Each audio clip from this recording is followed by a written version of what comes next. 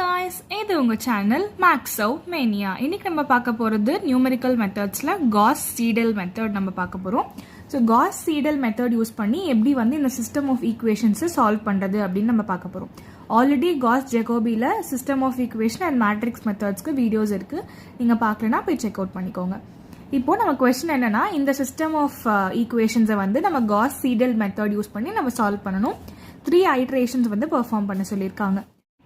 Gauss Jacobi மாதிரியே இந்த சீடல்லையும் நம்ம வந்து முதல்ல ஐட்ரேஷன் ஸ்கீம் தான் எழுத போகிறோம். அதே மாதிரி எதுக்கு வந்து கோஎஃபிஷியன்ட் அதிகமாக இருக்கோ அதுதான் வந்து நம்ம ஃபர்ஸ்ட் எடுத்துக்க போகிறோம்.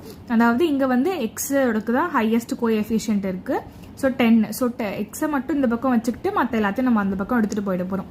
ஸோ இதில் வந்து ஒரே ஒரு சின்ன சேஞ்ச் என்னன்னா, இப்போ நம்ம வந்து Gauss Jacobiயில் என்ன பண்ணுவோம்னா, இதுக்கு மொத்தமாக ஒரு செட் ஆஃப் ஐட்ரேஷனில் ஒரு XYZ கண்டுபிடிப்போம், அடுத்த செட்ல அடுத்த XYZ கண்டுபிடிப்போம் இல்லையா. பட் இங்க என்ன பண்ண போறோம் அப்படின்னா, நம்ம ஒவ்வொரு செட்லயுமே முன்னாடி இருக்க வேல்யூஸை அப்டேட் பண்ணிக்கிட்டே வருவோம். ஓகேவா.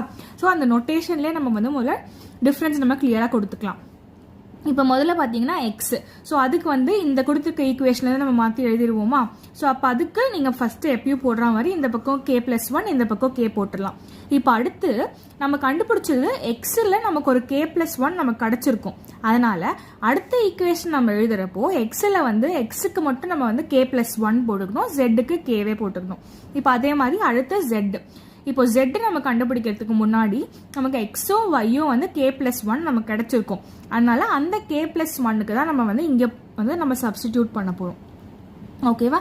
ஸோ Gauss Jacobiயில் வந்து நம்ம எல்லாமே இந்த பக்கம் K+1 இந்த பக்கம் K தான் போடுவோம். பட் சீடலில் வந்து நமக்கு அப்பப்போ கிடைச்ச வேல்யூஸை வந்து நம்ம அப்படியே அப்டேட் பண்ணிக்கிட்டே வருவோம். ஓகேவா. இப்போ நம்ம சம் பார்க்கலாம். நான் முன்னாடியே சொன்ன மாதிரி நமக்கு வந்து இனிஷியல் அப்ராக்சிமேஷன் கொடுக்கல அப்படின்னா நம்மளே வந்து 0 நம்ம வந்து அசியூம் பண்ணிப்போம். ஸோ இது வந்து இந்த ஃபர்ஸ்ட் 2 ஸ்டெப்ஸ் வந்து சிமிலர் டு ஜெகோபி தான். இந்த ஐட்ரேஷன் ஸ்கீமில் மட்டும் ஒரு சின்ன டிஃப்ரென்ஸ் இருக்கு. But that is the important difference. ஓகேவா. இப்போ அடுத்து நம்ம வந்து ஐட்ரேஷன் ஸ்டார்ட் பண்ண போகிறோம்.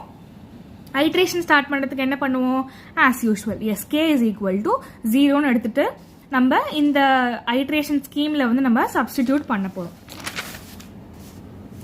ஸோ அப்போ ஃபர்ஸ்ட் 1 போட்டுக்கலாம். ஏன்னா இங்கே K+1 இருந்துச்சு, இங்கே வந்து K இருந்துச்சு.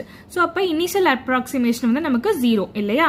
ஸோ அப்போ 1/10 9 minus 2 into y 0. அப்போ y 0 வந்து நமக்கு 0, z 0வும் 0. அப்போ இது ரெண்டுமே 0ன்றதுனால நம்ம சப்ஸ்டிடியூட் பண்ணதுக்கு அப்புறம் நமக்கு 9/10 வரும். அதே மாதிரி இப்போ அடுத்து yக்கு K+1 அதாவது 1. அப்போ 1/10 -22 constant minus X of K+1 அப்போ 1. அப்ப இதுக்கு நம்ம இந்த ஜஸ்ட் முன்னாடி கண்டுபிடிச்ச எக்ஸை வந்து நம்ம யூஸ் பண்ண போறோம். ஓகேவா. இங்க ஜெகோபியில நம்ம என்ன பண்ணுவோம், நம்ம இனிஷியல் அப்ராக்சிமேஷன்ல இருக்க எக்ஸை யூஸ் பண்ணுவோம்.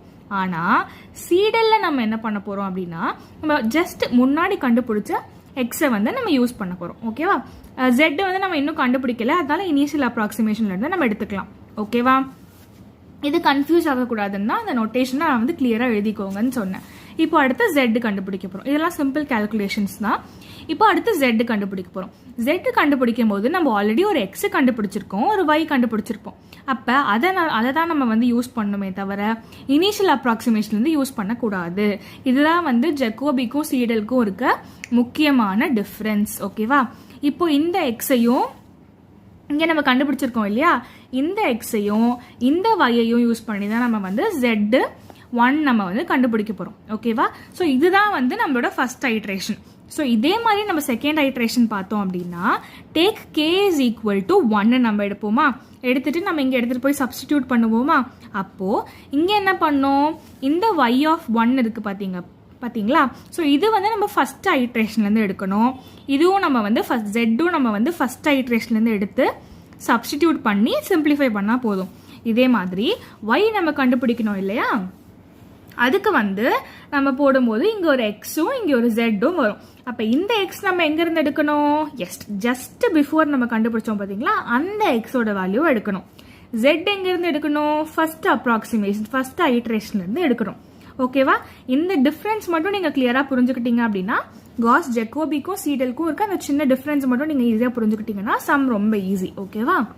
இப்போ அடுத்து நம்ம Z கண்டுபிடிக்கணும்னா அதே iteration ஸ்கீம்ல K is equal to 1 போட்டோம்னா நமக்கு இந்த மாதிரி ஒரு ஈக்குவேஷன் வருது. அப்ப இந்த எக்ஸும் இந்த ஒய்யும் எங்க எஸ், நம்ம செகண்ட் ஐட்ரேஷன்லேயே இருக்க எக்ஸும் ஒய்யும் தான். அதை எடுத்து சப்ஸ்டிடியூட் பண்ணி நம்ம சிம்பிளிஃபை பண்ணி கண்டுபிடிச்சிடலாம்.